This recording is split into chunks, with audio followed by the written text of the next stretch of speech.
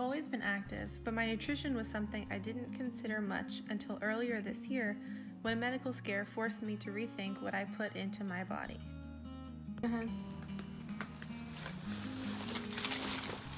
I've spent this year learning how to better take care of myself, including the ways that sodium impacts my overall health. I have endocranial hypertension, which means that my brain produces too much spinal fluid and then the pressure builds up in my brain and around my brain. It puts pressure on my optic nerves, and if it's not taken care of, it can build up and it can cause you to go blind. It causes ringing in your ears and like a swooshing sound in your ears. Sodium plays a role in this because the salt retains water, which can increase the amount of pressure on those nerves.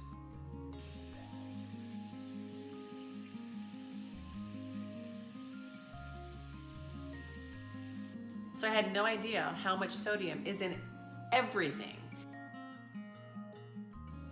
So I thought that it was going to be very difficult to transition from our old eating habits to the no sodium. Started doing it and decided that I was going to embrace it.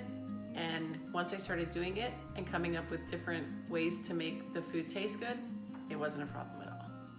Totally took everything to the next level. Garlic, fresh cilantro, fresh basil, lemon, lime. There's so many different ways that you don't have to have all that sodium in your diet and you can live a healthier life.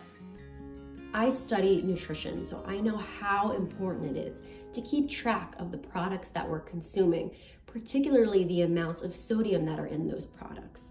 Now, with a healthy lifestyle, everything is about balance. You won't be able to completely avoid sodium, but nor should you.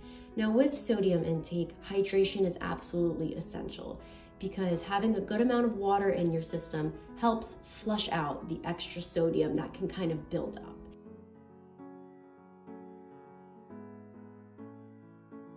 Too often, we think of the more obvious health concerns and ignore the underlying causes that may be the source of a variety of health issues, including those such as hypertension. There are steps that can be taken, and being more active can help balance the amount of sodium in your diet.